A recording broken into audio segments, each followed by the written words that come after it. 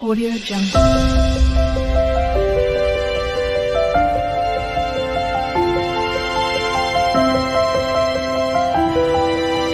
Audio Jungle. Hello बच्चों, कैसे हो आप लोग। आइए आज हम लोग बात करते हैं टूथ के बारे में कि टूथ यानी कि दांत किसे कहते हैं। दांत को मेडिकल की भाषा में डेंट भी कहा जाता है। दांत के बारे में यदि पूछा जाए कि दांत किसे कहते हैं तो हम कह सकते हैं कि हमारे मुंह में पाई जाने वाली हड्डी के समान ऐसी रचनाएं जो भोजन को छोटे छोटे टुकड़ों में बांटने का काम करती हैं, उन्हें हम दांत कहते हैं। आइए समझ लेते हैं दांत के मुख्य कौन कौन से भाग होते हैं। तो दांत के डियर 3 पार्ट होते हैं स्पेशली। दांत का वह भाग जो हमें बाहर दिखाई पड़ता है, मसूड़े से बाहर निकला हुआ दिखाई पड़ता है, उसे हम क्राउन कहते हैं। जबकि दांत का वह भाग जो मसूड़े से ढका हुआ रहता है उसे नेक कहते हैं। और दांत का सबसे निचला भाग जो कि हड्डी में यानी कि जबड़े में धंसा हुआ रहता है उसे हम लोग रूट कहते हैं। अब इधर के पार्ट्स के बारे में समझते हैं हम लोग। दांत स्पेशली 2 परतों का बना हुआ होता है। दांत का जो बाहरी परत होता है वह काफ़ी कठोर होता है, सफ़ेद रंग का चमकीला होता है, इसे हम इनेमल कहते हैं। यह हमारे शरीर का सबसे कठोर पार्ट माना जाता है। इसे आगे देख लेते हैं। दांत का जो दूसरा परत होता है, भीतरी परत, उसे हम डेंटिन कहते हैं। एक्चुअली यही दांत का 90% भाग बनाता है जो कैल्शियम फॉस्फेट नामक केमिकल का बना हुआ होता है। अब आइए आगे देख लेते हैं। डेंटिन जो होता है, डेंटिन के बीच में एक खाली गुफा पाई जाती है, खाली कमरा यानी चैम्बर पाया जाता है जिसे हम पल्प कैविटी कहते हैं। इसमें गुदेदार पार्ट भरा हुआ होता है और ब्लड की और नर्व की सप्लाई हुई रहती है। इसे दांत का जीवित भाग माना जाता है। इस जीवित भाग को हम पल्प के नाम से जानते हैं। अब आगे देख लेते हैं। यह पल्प कैविटी नीचे की ओर एक कैनाल बनाती है, इस साइड से भी और इस साइड से यह नालीनुमा रहती है रचना। इसे हम रूट कैनाल के नाम से जानते हैं। और दांत के ऊपर हल्का मांस चढ़ा हुआ होता है, इसे हम गम या जिंजिवा यानी कि मसूड़ा के नाम से जानते हैं। दांत का ऊपरी भाग जो होता है वो कठोर इनेमल से ढका हुआ रहता है, जबकि दांत का निचला भाग जो होता है, जो हड्डियों में धंसा हुआ रहता है, वह इनेमल से थोड़ा सा कमज़ोर पदार्थ का बना होता है, जो हड्डी से थोड़ा मजबूत होता है, पीले रंग का होता है यह, जो कि दांत को हड्डियों से जोड़ के रखता है। इसे हम सीमेंटम के नाम से जानते हैं। और दांत पे जब अधिक प्रेशर पड़ता है तो दांत के दबाव को झेलने के लिए नीचे गद्देदार रचना पाई जाती है, पूरे दांत को कवर की रहती है। ये झटके को ऑब्जॉर्ब करने का काम करती है। अधिक दबाव पड़ने पर ये उस दबाव को सह सकती है। इसे हम पेरियोडोंटल लिगामेंट कहते हैं। जैसे बाइक में सॉकर काम करता है, ठीक उसी तरह से सॉकर के समान ही पेरियोडोंटल लिगामेंट काम करता है। अब दांत के जड़ के नीचे जो छोटी छोटी हड्डियां पाई जाती हैं जो दांत को कस के पकड़ी हुई रहती हैं जबड़े के अंदर, इन हड्डियों को एल्वियोलर बोन्स के नाम से जानते हैं। अब देख लेते हैं। ये जो रूट कैनाल आ रहा है नीचे की ओर, यह नीचे की ओर छेद के रूप में खुला हुआ होता है। इसी छेद को हम अपाइकल फोरामेन कहते हैं। इस छेद से होके ही नस, आर्टेरी और वेन दोनों अंदर सप्लाई गया रहता है इनका, और नर्व का भी सप्लाई इसी के साथ रहता है, जिसे हम ब्लड एंड नर्व सप्लाई के नाम से जानते हैं। अब आइए हम लोग बात कर लेते हैं कि दांत कितने प्रकार के होते हैं और वो किस प्रकार से काम करते हैं। तो टाइप्स ऑफ टीथ देखते हैं अभी हम लोग। यह नीचे का जबड़ा है जिसमें दांत का मैंने फिगर बना रखा है। दांत जो सामने की ओर होते हैं उन दांत को हम इंसीजर कहते हैं। इन्हें हिंदी में कृंतक कहा जाता है। ये दांत काटने में प्रयोग किए जाते हैं। किसी भी चीज़ को काटने के लिए हम इंसीजर दांतों का प्रयोग करते हैं। चूंकि हमारे नाक के ठीक सामने ये चारों दांत होते हैं, इस कारण इन दांतों को हम नोज टीथ के नाम से भी जान सकते हैं। 4 नीचे के जबड़े में होते हैं, 4 ऊपर के जबड़े में होते हैं, इसलिए 4 का हम 2 से गुणा करेंगे तो पाएंगे कि हमारे पास टोटल इंसीजर दांतों की संख्या जो होती है वो 8 हो जाती है। ठीक अगले दांत को देखते हैं हम लोग। ये जो नुकीले दांत निकले हुए होते हैं, इन दांतों को कैनाइन कहा जाता है, हिंदी में इन्हें रदनक कहते हैं। ये दांत किसी भी चीज़ को फाड़ने में यूज किए जाते हैं।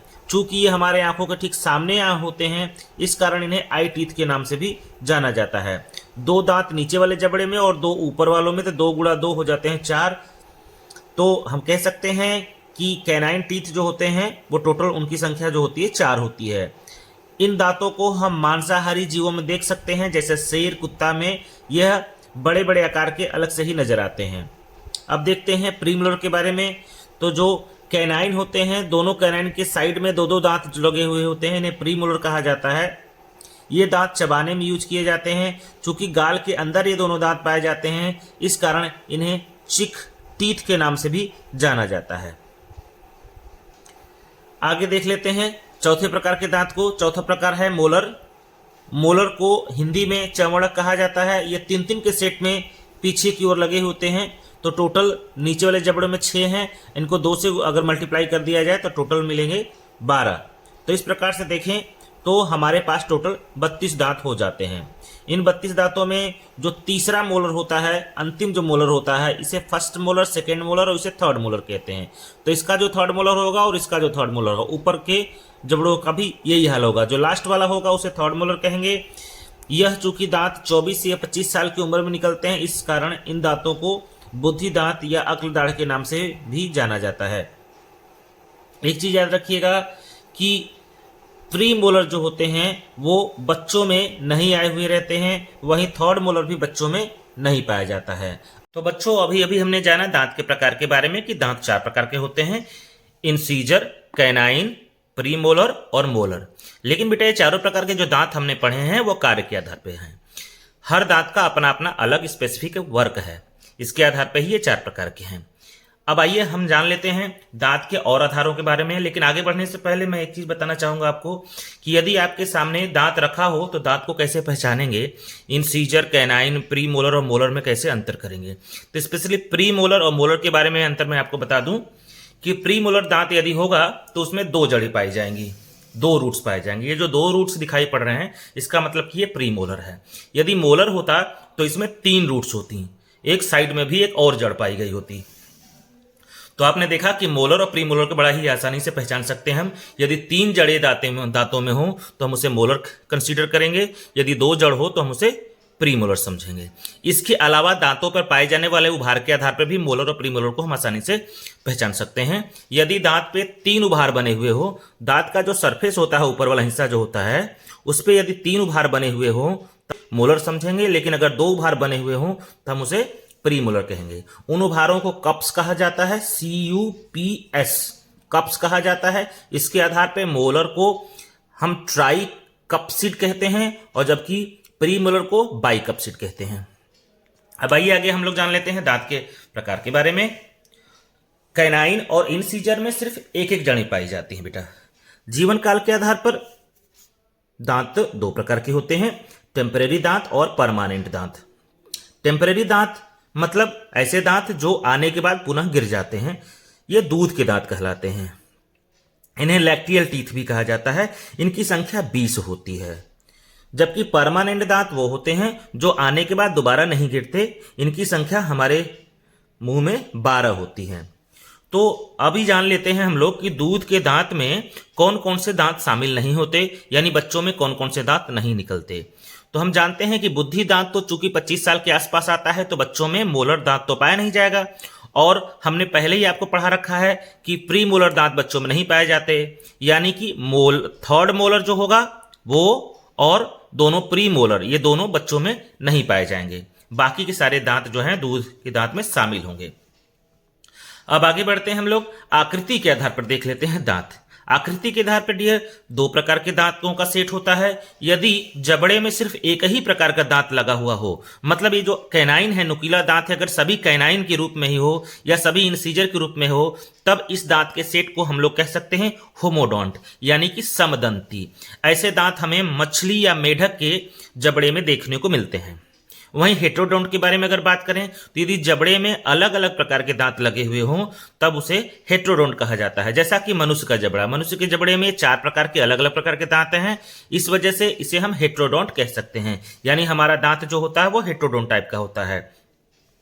अब आगे बढ़ते हैं हम लोग दूसरे प्रकार में देखते हैं। दूसरे आधार में निकलने के आधार पर दांत जो है 2 प्रकार के होते हैं। निकलने के आधार पर कैसे दांत 2 प्रकार के होते हैं वो देख लेते हैं हम लोग।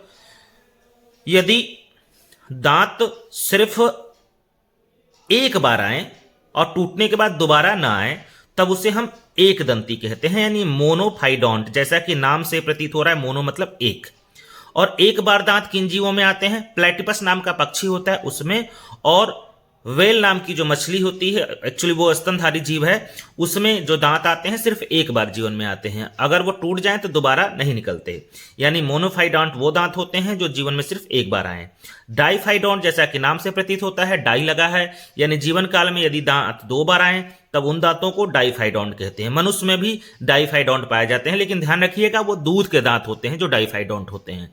बाकी जो परमानेंट होते हैं वो मोनोफाइडोंट होते हैं, मतलब एक बार आएंगे, टूट जाएं तो दोबारा नहीं आ सकते। और डाइफाइडोंट जो है मनुष्यों में पाए जाते हैं और साथ में मगरमच्छ में पाए जाते हैं। अगर मगरमच्छ अपने शिकार को पकड़ रहा है, उसके दांत टूट गए तो दोबारा दांत उसके आ सकते हैं, लेकिन अगर दोबारा टूट गए तो दोबारा नहीं आएंगे। लेकिन वहीं कुछ ऐसे जीव भी होते हैं जो दो से अनेक बार, या यूं कहें अनेकों बार, दांत उनके टूटने के बाद भी आ जाते हैं। ऐसे जीवों में एक जीव शामिल है जिसे हम अच्छे से जानते हैं, शार्क मछली। शार्क मछली जो होती है, अपने शिकार करने के दौरान कई बार उसके दांत टूट जाते हैं, और जितनी बार दांत टूटते हैं उतनी बार निकल आते हैं। यानी कि ऐसे दांत जो जीवन में अनेकों बार निकले उन्हें हम पॉलीफाइडोंट कहते हैं। अब आ जाते हैं जमने के आधार पर, देख लेते हैं। जमने के आधार पर दांत दो प्रकार के होते हैं बेटा। जो दांत जबड़े में ऊपर की ओर लगे हों, यानी जबड़े में धंसे हुए ना हो, उनको कहा जाता है डर्मिडोंट। इस प्रकार के दांत मछलियों में देखने को मिलते हैं। थिकोडोंट के बारे में बात करते हैं, तो ऐसे दांत जो कि जबड़े में अंदर तक धंसे हुए हों उन्हें गर्तदंती यानी कि थिकोडोंट कहा जाता है। मनुष्य में ऐसे दांत होते हैं जो जबड़े में अंदर तक धंसे हुए होते हैं। तो ये हो गए बेटा दांत के कुछ प्रकार। एक बात और आपको बताना चाहूंगा, वो ये कि बच्चों में जो दांत निकलते हैं, ऊपर के जबड़ों की बजाय नीचे के जबड़े के दांत पहले निकलते हैं। और इस बात को हम कैसे याद रखेंगे कि दूध के दांत में कौन कौन से दांत शामिल होते हैं और कौन कौन से दांत शामिल नहीं होते। तो एक ट्रिक याद रखिएगा कि बच्चे पीएम नहीं बनते क्योंकि उनमें बुद्धि नहीं होती। तो बच्चे पीएम नहीं बनते क्योंकि उनमें बुद्धि नहीं होती, मतलब बुद्धि का दांत नहीं होता। और पीएम का मतलब होता है प्रीमोलर, समझे आप? तो पीएम से प्रीमोलर हो गया, और बुद्धि नहीं होती यानी कि विजडम टीथ। ये दांत जो है बच्चों में नहीं पाए जाते। तो अब हम कुछ ऐसे पॉइंट्स के बारे में पढ़ेंगे जिनसे रिलेटेड क्वेश्चंस ढेर सारे एग्जामों में भरे हुए रहते हैं। तो आइए अब बात कर लेते हैं इन पॉइंट्स के बारे में।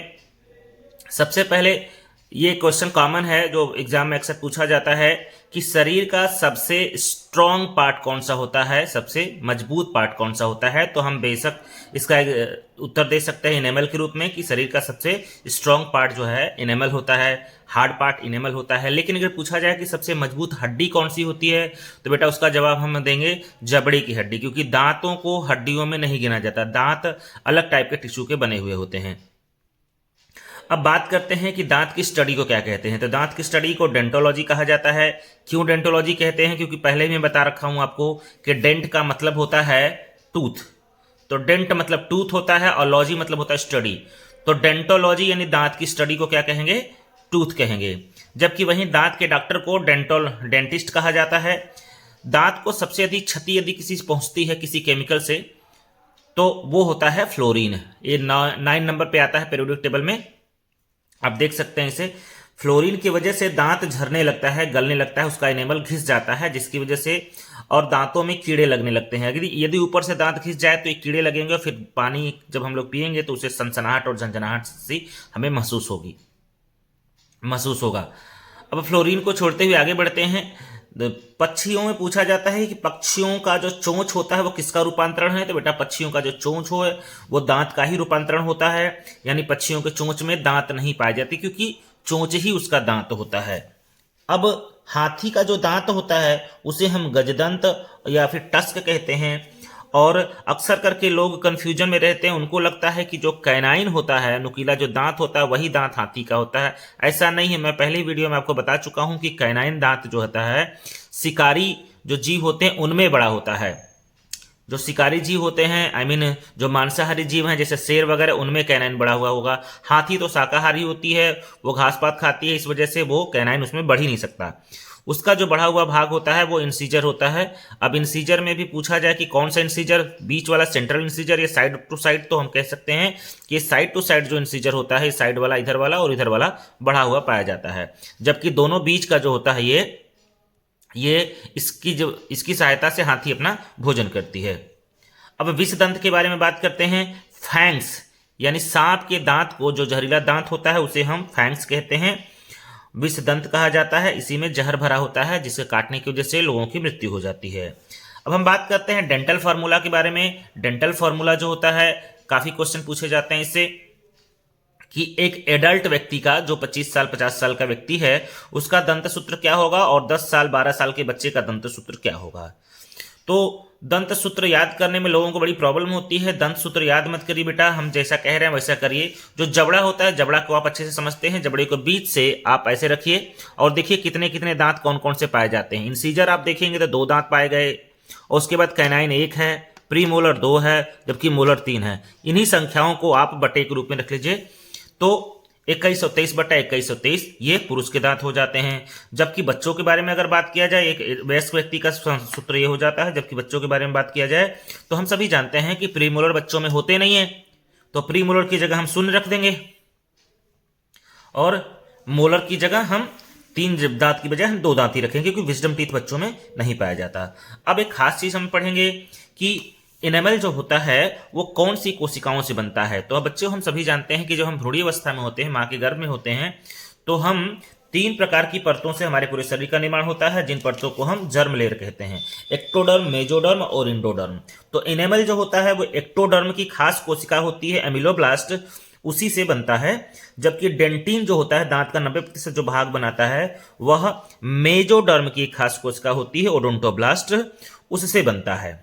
यानी कुल मिला जुला के हम कह सकते हैं कि टीथ जो होता है एक्टोडर्म का भी बना होता है और मेजोडर्म का भी, यानी वह दांत जो होता है एक्टो मेजोडर्मल स्ट्रक्चर होता है। अब हम लोग कुछ और एक्स्ट्रा पॉइंट्स के बारे में बात कर लेते हैं। हम सभी जानते हैं कि दांत जो होता है कई काम करता है, स्पेशली हमें भोजन को काटता है, भोजन को चीरता फाड़ता है। उसके अलावा दांत खूबसूरती बढ़ाता है। अगर दांत ना हो तो गाल पचका पचका सा लगेगा, बहुत ही बेकार सा लगेगा। तो सुंदरता बढ़ाने में भी दांत एक अहम रोल प्ले करता है। उसके अलावा दांत जीवों की रक्षा करने में भी सहयोगी होता है। यदि किसी पे कोई हमला करे तो वो दांत से काट करके वो जीव बच जाता है, दांत से अपनी सुरक्षा करने के लिए होता है। दांत जिस गड्ढे में, जबड़े के जिस गड्ढे में धंसे हुए होते हैं, उसे हम एल्वियोलस बोनी एल्वियोलस कहते हैं, या फिर इसे बोनी सॉकेट भी कहा जाता है। एक अक्सर करके मन में सवाल आता है लोगों को कि सर दांत गिरते ही क्यों हैं, आखिर क्या कारण होते होंगे जो कि दांत गिर जाते हैं। तो बेटा मैं बता दूं कि दांत जो होते हैं, प्राइमरी जो टीथ होते हैं यानी मिल्क टीथ जो होते हैं, वो गिरते इसलिए हैं क्योंकि उनका जो पल्प भरा हुआ होता है वह खत्म हो जाता है, और ऊपर से उनकी जो जड़ें होती हैं, उन जड़ों को एक ओस्टियोक्लास्ट नाम की सेल पाई जाती है, जो कि उन जड़ों को खा जाती है, खत्म कर देती है। इस वजह से जड़ें कमजोर होने के कारण ही दूध के दांत गिर जाते हैं। तो आशा करता हूं कि मेरी ये दांत संबंधित वीडियो आपको पसंद आई होगी। यदि पसंद आई हो तो अपने दोस्तों के साथ शेयर करें, लाइक करें, और अगर आप चैनल पे आप नए हैं तो इसे सब्सक्राइब कर लें, ताकि आने वाली वीडियो आपको समय पर मिल जाया करे। बहुत बहुत धन्यवाद।